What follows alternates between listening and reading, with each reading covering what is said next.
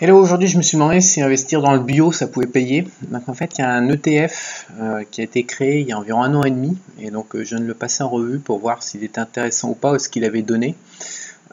Évidemment 1 an et demi c'est pas assez en termes de background pour juger, mais enfin ça permet déjà de voir si le démarrage est bon ou pas, et surtout en valeur relative par rapport aux autres actions.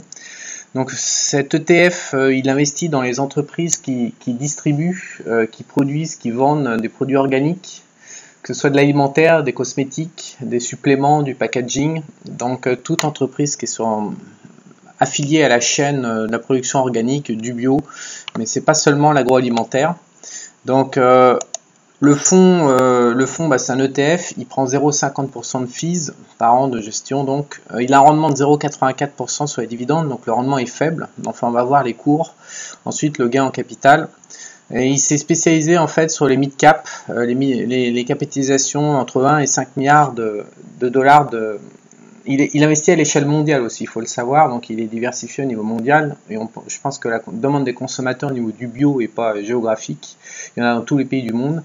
Donc il y a 50% d'entreprises qui font entre 1 et 5 milliards de capis, 20% qui sont des grosses capis, donc supérieurs à 5 milliards, et 30% de small cap. On sait généralement qu'il y a plus de renta sur les small cap, mais aussi que c'est plus risqué. Voilà, donc c'est plutôt bien diversifié pour réduire, ça bouffe à tous les râteliers en termes de profil de risque.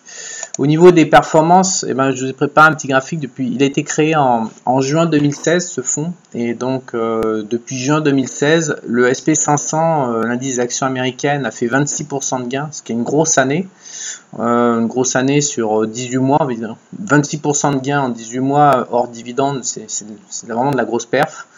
Et on voit que le ETF, en fait, il a fait 34%, quasiment 35% de gains sur la même période. Donc il était capable de faire une surperformance de 9%, ce qui est assez remarquable. Donc on voit en même temps que son évolution est... Bon, encore une fois, ça fait qu'1 an et demi, donc il n'y a pas assez d'occurrences, mais on voit qu'il se décorrèle à un moment... En mars 2017, il a quand même un écart assez important, puisqu'il y a 16% d'écart en sa défaveur. Donc il perd 3%, alors que le SP500 est en train de gagner 13, donc ça fait 16, et puis tout d'un coup il explose, tous les gens se mettent à miser dessus. Donc je ne sais pas ce que ça va donner, mais pour l'instant sur 1 an et demi, c'est plutôt propre. Voilà, pour ceux qui se disent que le thème du bio et de l'organique, ça va susciter de plus en plus d'intérêt de la part des consommateurs, sachez qu'il existe un outil qui est en train de faire ses preuves, qui permet de surfer dessus. Je crois de mémoire qu'il y a 40 positions dans le fond. Voilà, donc ça permet de se positionner en un clic de souris sur l'ensemble de l'industrie du bio à l'échelle mondiale. Donc moi j'ai trouvé ça plutôt intéressant, au moins à suivre. Et pourquoi pas dans le futur, si ça confirme, si le mouvement du bio se développe, pourquoi pas s'en servir de support pour investir.